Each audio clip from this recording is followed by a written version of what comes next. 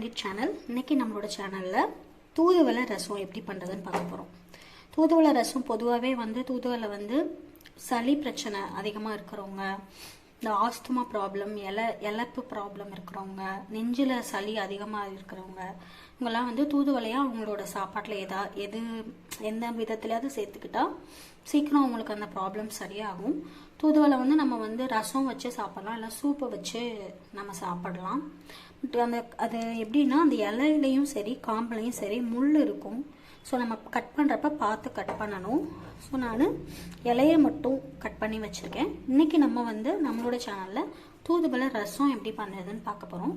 நானும் ஒரு 20 இலை வரைக்கும் கட் பண்ணி வச்சுருக்கேன். தண்ணியில் கழுவி வச்சுருக்கேன். வாங்க ரசம் எப்படி பண்ணுறதுன்னு பார்க்கலாம். ரசத்துக்கு நம்ம 1 ஸ்பூன் சீரகம் சேர்த்துக்க போகிறோம். 1 ஸ்பூன் சீரகத்தை விட கொஞ்சம் அதிகமாக மிளகு சேர்த்துக்கலாம். இந்த அளவுக்கு மிளகு சேர்த்துக்கலாம். நம்ம இதில் வத்தலோ பச்சை மிளகாவோ சேர்த்துக்க போகிறதில்ல. ஸோ மிளகோட காட்டம் தான் இதில் இருக்க போகுது. அதனால நம்ம மிளகு அதிகமாக சேர்த்துக்கலாம். இப்போ இந்த சீரகத்தையும் மிளகையும் நம்ம ஒரு அடி அடிச்சுக்கலாம். ஃபஸ்ட்டு சீரகம் மிளகு நம்ம அடித்தாச்சு. இப்போ பார்த்திங்கன்னா ஒரு 10 பல் பூண்டு இதில் சேர்த்துக்கிறேன். அதே மாதிரி நம்ம கழுவி வச்சுருக்கிற அந்த தூதுவளை இலை, கழுவுறப்பையும் சரி கட் பண்ணுறப்பையும் சரி முள் குத்திடாமல் பார்த்துக்கோங்க. தூதுவளை இலையை நம்ம இதில் சேர்த்தாச்சு. அதுக்கப்புறம் ஒரு கொத்து கருவேப்பிலை, மல்லி இலை. இப்போ இதை எல்லாத்தையும் சேர்த்து நம்ம 1-2 அடிச்சுக்கலாம். அவ்வளோதான், அடித்து தனியாக இதை வச்சுக்கலாம். நம்ம இன்னொரு பாத்திரத்தில் 2 தக்காளி, புளி சேர்த்துக்க வேணாம். இப்போ நம்ம இது ஒரு இருமல் காய்ச்சலுக்காக பண்ணுறதுனால நம்ம பச்சை மிளகா, வத்தல், புளி இதை அவாய்ட் பண்ணிக்கலாம். அதுக்கு பதிலாக பச்சை மிளகா வத்தலுக்கு பதிலாக மிளகு அதிகமாக ஏற்றிக்கலாம். புளிப்பு டேஸ்ட்டுக்கு நம்ம புளி சேர்க்காம நம்ம தக்காளி சேர்த்துக்கலாம். அப்போ தான் சீக்கிரம் காய்ச்சலோ சளியோ சீக்கிரம் நமக்கு குணமாகும்.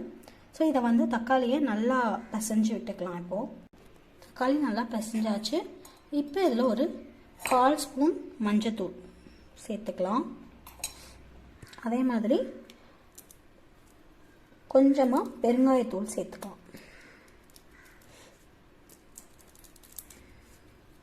அவ்வளோதான். இப்போ ரசம் பண்ண ஸ்டார்ட் பண்ணிடலாம். ஒரு கடாய் அடுப்பில் வச்சுக்கலாம். இப்போ அதில் 1 ஸ்பூன் நல்லெண்ணெய் விட்டுக்கலாம்.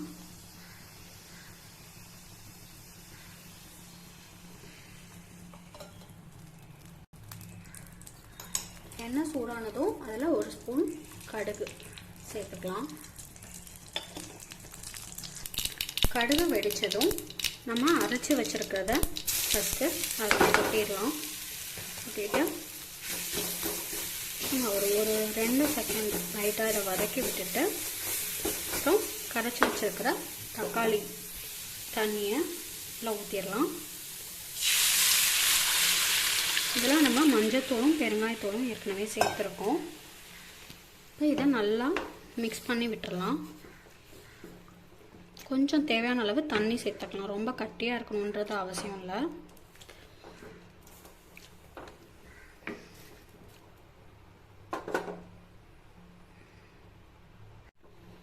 கொஞ்சம் தண்ணி தேவையான அளவு சேர்த்துட்டு ரசம் முறக்கூடுற வரைக்கும் வெயிட் பண்ணணும்.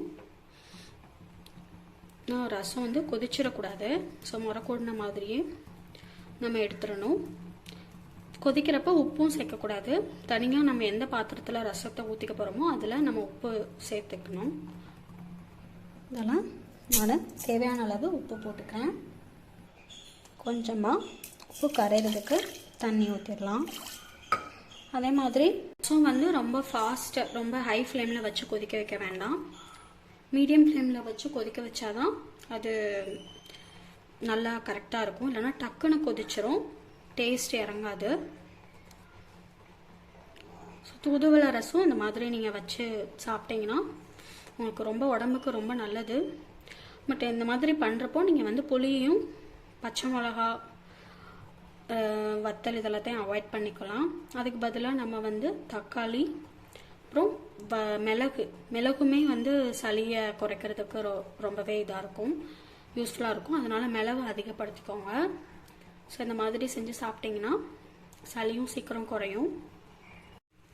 ரசம் வந்து முறக்கூட ஸ்டார்ட் ஆயிடுச்சு. இப்போ நம்ம ஸ்டவ்வை ஆஃப் பண்ணிடலாம். இப்போ இதை பாத்திரத்துக்கு மாற்றிடலாம்.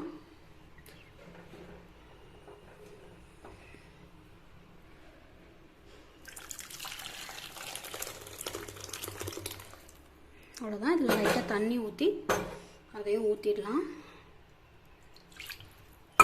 அவ்வளோதான், நம்மளோட ரொம்பவே ஆரோக்கியமான தூதுவளை ரசம் ரெடி ஆகிடுச்சு.